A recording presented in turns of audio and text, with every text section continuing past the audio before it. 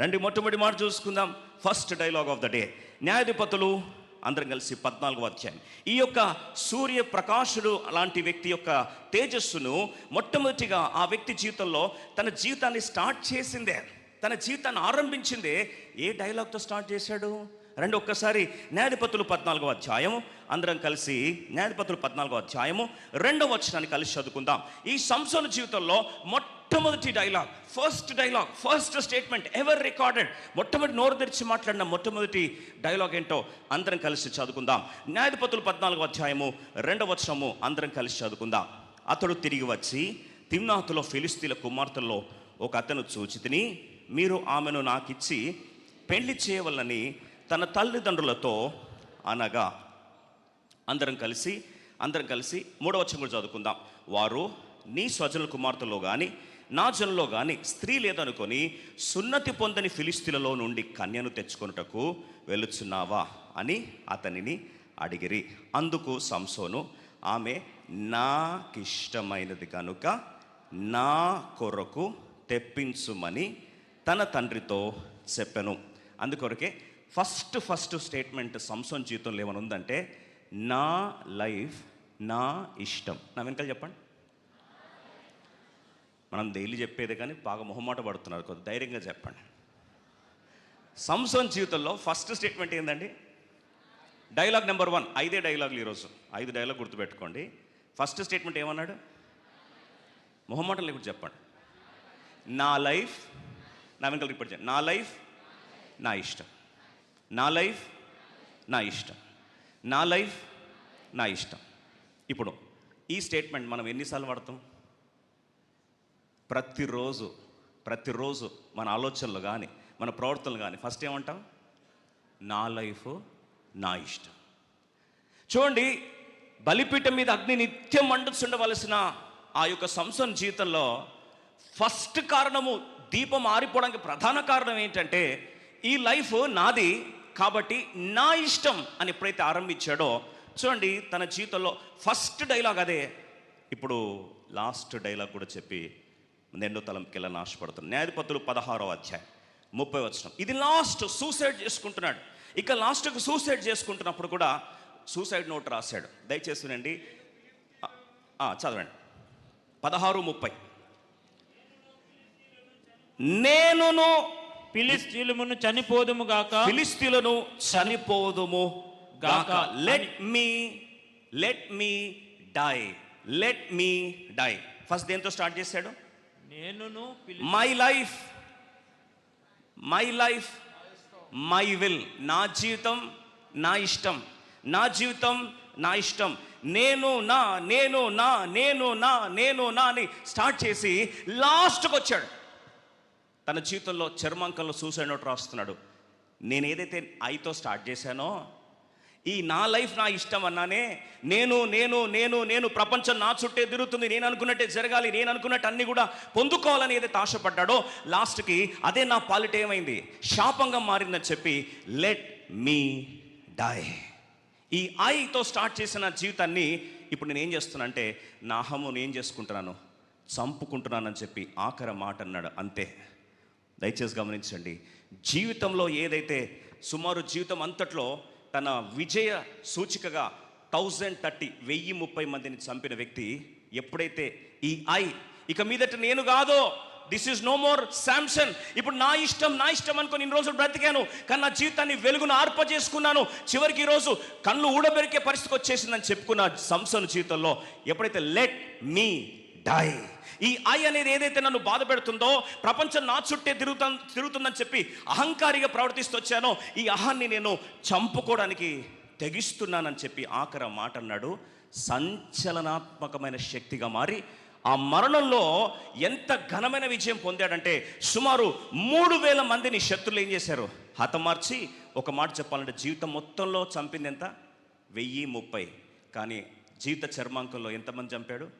3000 మందిని. అంటే విజయం ఎన్నిసార్లు పెరిగింది? 3 రెట్లు పెరిగింది. ఎప్పుడు? తన అహాన్ని, తన స్వయాన్ని, తన యొక్క స్వార్థాన్ని లెట్ మీ డై. ఈ అహం ఏం కావాలి?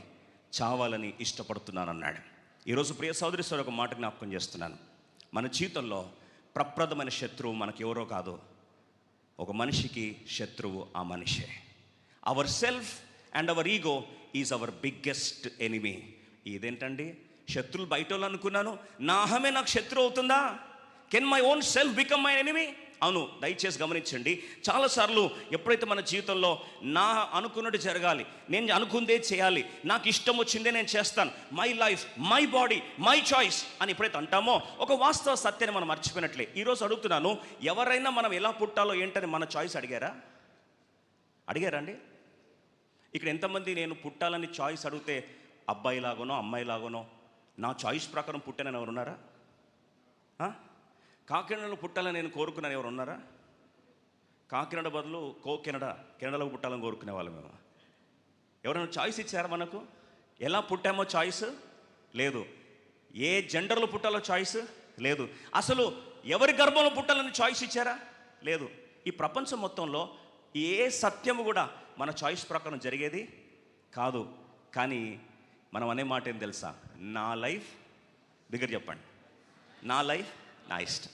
అందుకొరకే అసలు మనల్ని తయారు చేసిన దేవుడు మనల్ని చాయిస్ అడిగి చేయలే. నేను ఎలా చేయాలనుకుంటున్నావు, నువ్వు సజెషన్స్ ఇయ్యు, నువ్వు నా మాస్టర్వి, నేను నీ సర్వెంట్ని, నువ్వు చెప్పినట్టు నేను చేస్తాను చెప్పి ఆఫర్ ఎప్పుడు అడగలేదు. అసలు వాస్తవంగా మనిషిని దేవుడు ఎవరి కొరకు సృజించాడు? రోమిలికి రాసిన పత్రిక 14వ అధ్యాయం 7వ వచనం. త్వరగా, అందుకొరకు మన జీవితంలో this is the point of all problems. మనిషి మానసికంగా కృంగిపోవడానికి రోమా 14వ అధ్యాయం 7వ వచనం దయచేసి ఎవరైనా చదవండి. రోమా 14:7 ఎవరినో మనలో ఎవడును తన కోసమే బ్రతకుడు. దయచేసి మాట్లాడు. మనలో ఎవడును తన కోసమే బ్రతకడు, ఎవడును తన కోసమే చనిపోడు. ఎవడును తన కోసమే చనిపోడు. మనము బ్రతికినను ప్రభు కోసమే బ్రతుకుచున్నాము. మనము బ్రతికినను ప్రభు కోసమే బ్రతుకుచున్నాము. చనిపోయినను ప్రభు కోసమే చనిపోవచ్చున్నాము. చనిపోయినను ప్రభు కోసమే చనిపోతున్నాం. దయచేసి ఇది జీవిత పరమార్థం. మనలో చాలా మందికి మొట్టమొదటిగా జీవిత పరమార్థమే తెలియదు. We don't know about the purpose of life. అసలు ఎందుకొరకు జన్మించారు, ఎందుకొరకు దేవుడు మనం పుట్టింపజేశాడు, ఎందుకొరకు దేవుడు మనల్ని ప్రాంతంలో ఉంచాడు, అసలు ఎందుకొరకు దేవుడు మనకు ఆయువు ఇచ్చాడు, అన్ని ప్రశ్నలకు జవాబు ఒకటే, God created man for his glory. దేవుని మహిమార్థమే దేవుడు మానవుని ఏం చేశాడు? సృజించాడు. కానీ మనం ఏమనుకుంటాం తెలుసా? నా మహిమ కొరకు మనం పుట్టామని ఎప్పుడైతే పర్పస్ని అపార్థం చేసుకుంటామో, దయచేసి గమనించండి, ఎప్పుడైతే ఉద్దేశాన్ని అపార్థం చేసుకుంటే అప్పుడు దేవునికి చెందవలసిన మహిమను తీసుకెళ్ళి మనము మనకు కానీ, లేదా కొన్ని విగ్రహాలకు కానీ, లేదా కొన్ని పరిస్థితులు కానీ, కొన్ని మనం ఇష్టపడిన వాటిని కానీ విగ్రహాలుగా చేసుకొని వాటికి దేవుని మహిమను ఏం చేస్తాం? ఆపాదించడము ఆరంభిస్తాం. సంసోన్ జీవితంలో, తన జీవితంలో ఢిల్లీలో ఎప్పుడైతే విగ్రహం చేసుకున్నాడో, దయచేసి ఒక బాధకరమైన విషయం మీకు జ్ఞాపకం చేయాలని ఆశపడుతున్నాను. ఎప్పుడైతే దేవునికి చెందవలసిన మహిమను రీప్లేస్ అయ్యి వేరే వాళ్ళు తీసుకుంటారో, వాళ్ళు వ్యక్తులు కావచ్చు, పరిస్థితులు కావచ్చు, నీ ఆశలు కావచ్చు, ప్రాంతం కావచ్చు, అలవాట్లు కావచ్చు, లేదా సంస్థ కావచ్చు, దేవుని స్థానం తీసుకుంటే వాటిని ఏమంటారు తెలుసా? విగ్రహము అంటారు. ఆ విగ్రహం ఏం చేస్తుందో తెలుసా? ఇప్పుడు చూడండి, న్యాయాధిపతులు 16వ అధ్యాయం. ఇప్పుడు తన పరిస్థితి చూడండి. ఎప్పుడైతే దేవునికి చెందవలసిన స్థానాన్ని కానీ వేరే వాళ్ళు రిప్లేస్ చేస్తారో అప్పుడు వచ్చే మొదటి పరిణామం. న్యాయాధిపతులు 16వ అధ్యాయము, అందరం కలిసి 15వ వచనం చూడండి. న్యాయాధిపతులు 16వ అధ్యాయము 15-16 వచనాలు చదవండి ఎవరన్నా. అప్పుడు ఆమె నా యందు నీకు ఇష్టం లేనప్పుడు నేను నిన్ను ప్రేమించుచున్నానని ఎందుకు చెప్పుచున్నావు? ఇదివరకు ముమ్మారు నన్ను ఎగతాళి చేసి నీ గొప్ప బలము ఏనిలో ఉన్నదో నాకు తెలియక పోతివని అతనితో అనేను. 16వ వచనం. ఆమె అనుదినమును, దయచేసి మాట్లాడండి, ఎప్పుడైతే దేవుని స్థానాన్ని ఒక విగ్రహము సంపూర్ణంగా ఆక్రమించుకుంటుందో ఆ విగ్రహం నీ జీవితంలో ఏం చేస్తుందంటే చివరికి మిగిలేది ఇదే. చదవండి బ్రదర్. ఆమె అనుదినమును మాటల చేత అతన్ని బాధించి తొందర పెట్టుచున్నందున అతడు ప్రాణము విసిగి చావగోరెను. Anything that replaces God will become your idol, and that idol will create pressure in life. నీ జీవితంలో ఏం తీసుకొస్తుంది? ఒత్తిడి తీసుకొస్తుంది.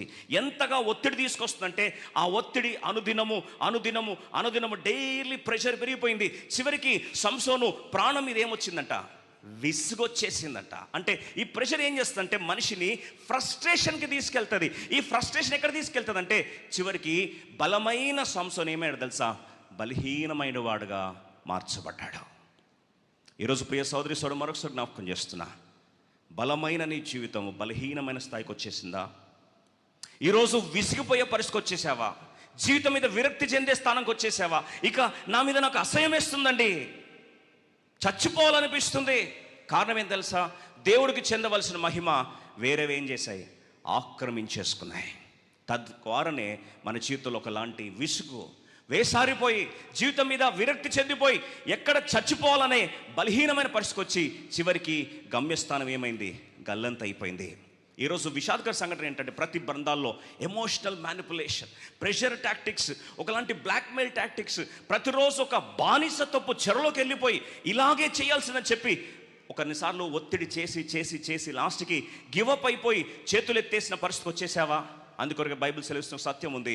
అందుకొరకు నిత్యత్వంలో మన కొరకు దేవుడు జీవ కిరీటాన్ని ఎవరికి పడితే వారికి ఇయ్యడు. యాకోబు గ్రంథం 1:12 తర్వాత చదవండి. జేమ్స్ చాప్టర్ 1:12 చూడండి. మన జీవితంలో దేవుడు నిత్యత్వంలో మన కొరకు కొన్ని కిరీటాలు ఏర్పాటు చేస్తే అది ఎవరికి వస్తుందంట? శోధన సహించువాడు ధన్యుడు. అతడు శోధనకు నిలిచిన వాడై ప్రభు తన్ను ప్రేమించు వారికి వాగ్దానము చేసిన జీవ కిరీటము పొందును. ఎవరండి జీవ కిరీటం పొందుకునేది? శోధన జయించినవాడు, సహించినవాడు, జయించినవాడు. ఈరోజు మొదటి శోధన ఏం తెలుసా? దేవునికి చెందవలసిన ఆ ఘనమైన స్థానము, ఆ ప్రాధాన్యత ఎప్పుడైతే మనము తీసుకున్నామా, లేదా ఇంకెవరైనా తీసుకున్నా సరే విగ్రహము ఆ స్థానం తీసుకున్నట్టే, అప్పుడు నీకు రావాల్సిన జీవితంలో నీ రావాల్సిన ఆనందానికి, సంతోషానికి బదులు విసుగు వేసారిపోయి బలహీనమైపోయి గమ్యస్థానం ఏమైంది? రాజీ పడిపోయింది. ఈరోజు ఒకసారి ఆలోచించుకో. నా లైఫ్ నా ఇష్టం అంటున్నావంటే మొదటి ప్రాంతమే నీ దీపాన్ని ఆరిపోజేసే ఆలోచన మొదటి స్థానంలో మరొకసారి పొరపాటు చేస్తున్న సత్యాన్ని దేవుడు జ్ఞాపకం చేస్తున్నాడు. అందుకొరకు రెండవ చూడండి, అందుకొరకే రెండవ సత్యానికి వస్తాం. న్యాయాధిపతులు 14వ అధ్యాయం, న్యాయాధిపతులు 14వ అధ్యాయము మొదటి 2 వచనాలు అందరం కలిసి చదువుకుందాం. మొదటి 2 వచనాలు. సంసోను తిమ్నాతునకు తిమ్నాతులో ఫిలిష్తీయుల కుమార్తెలలో ఒకతన్ని చూచెను. అతడు తిరిగి వచ్చి తిమ్నాతులో ఫిలిష్తీయుల కుమార్తెలలో ఒకతన్ని చూచి తిని మీరు ఆమెను నాకిచ్చి పెండ్లి చేయవలనని తన తల్లిదండ్రులతో అనగా చూడండి, చదవండి.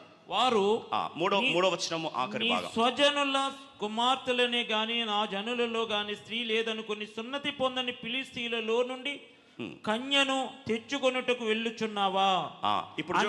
ఇప్పుడు చూడండి, వచ్చి నాకు పలాని ఫిలిష్తీయురాలు నచ్చింది, తిమ్నాతులో పలాని అమ్మాయి నచ్చింది, నా లైఫ్ నా ఇష్టం అని ఫస్ట్ డైలాగ్ చెప్పిన వ్యక్తి రెండో మాట ఏమంటాడు తెలుసా?